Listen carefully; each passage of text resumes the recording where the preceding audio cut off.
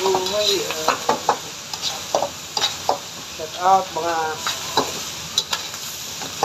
may abroad, buhay sa Pina.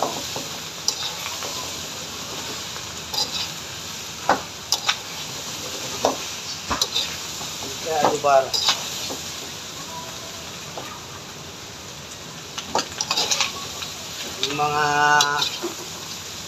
Yung mga sangkot sa pagnanakaw ng pera ng gobyerno sa Pilipinas. Kakapal ng mukha ninyo. Alam mo kami dito sa abroad, kayo yung mga Pilipino, ay nakakarinig kami ng balita Pilipinas. Sumasama ang loob namin Pilipino kami.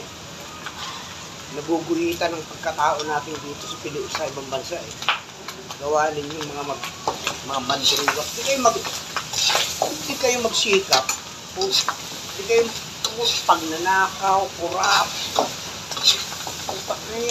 Yan papapamanin nyo sa inyong mga anak, apo. Pagnanakaw. Ako papasok ako 10:30 ng umaga. Uwi ko sa bahay, 1:00 ng gabi.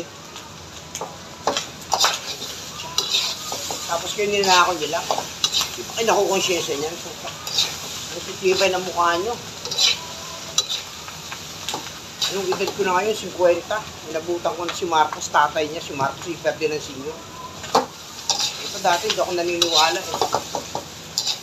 Tangan, lupit yung magnakaw, boy. Hanggang sa anak. Grabe kayo. Hindi mo gagawin testigo? Gagawin testigo yung mismong buhaya sa Congress. Ang lupit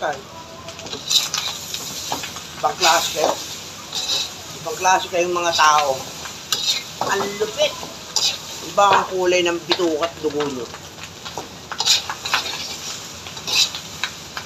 Pag nakakarinig kami ng balita dyan, masama ang loob namin, nasasaktan ka. Pera ng tax ng tao na nakawin nyo. Ang lupit nyo mo. Geng-geng kayo. Dapat sa inyo maubos na. Buwisit kayo, mga magnanakaw.